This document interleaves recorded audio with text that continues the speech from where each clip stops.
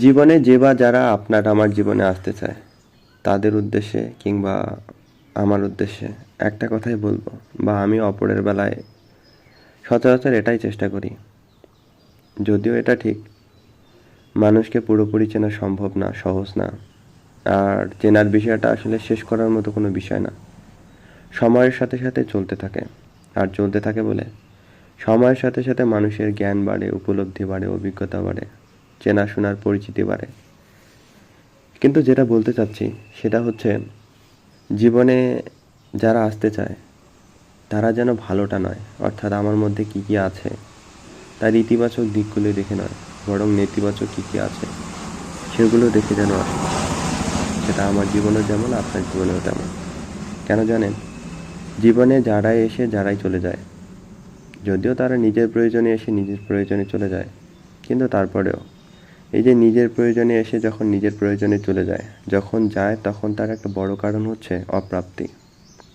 অর্থাৎ যা ভেবে এসেছিল তা যখন পায় না, তখন এক ধরনের হতাশা তৈরি হয় কিংবা অপ্রাপ্তি তৈরি হয়। আর এই হতাশা বা অপ্রাপ্তি থেকেই মূলত মানুষ মানুষের থেকে দূরে যায়। সেই জন্য বলবো, আপনাকেও বলবো, আমি আমাকেও বলি, অপরকেও বলি, কেউ যেন আমার ইতিবাচক দিকগুলো দেখে না আসে, নেতিবাচক দিক দেখে আসে। কেননা যারা আসবে তাদেরকে ব্যক্তিগতভাবে হারানোর বিপক্ষে। কারণ জীবনটা খুব সংক্ষিপ্ত, আর এই সংক্ষিপ্ত সময়ে এই যে পেয়ে হারানোর বিষয়গুলো আমি নিতে চাই না। সম্ভবত আপনিও নিতে চান না, আর চান না বলে জীবনে কি আছে তার থেকে কি নেই আপনার আমার মধ্যে সেগুলো দেখে যদি কেউ আসে, তবে এতটুকু বলবো, জীবনে ওই মানুষটার থাকার সম্ভাবনা বেড়ে যাবে।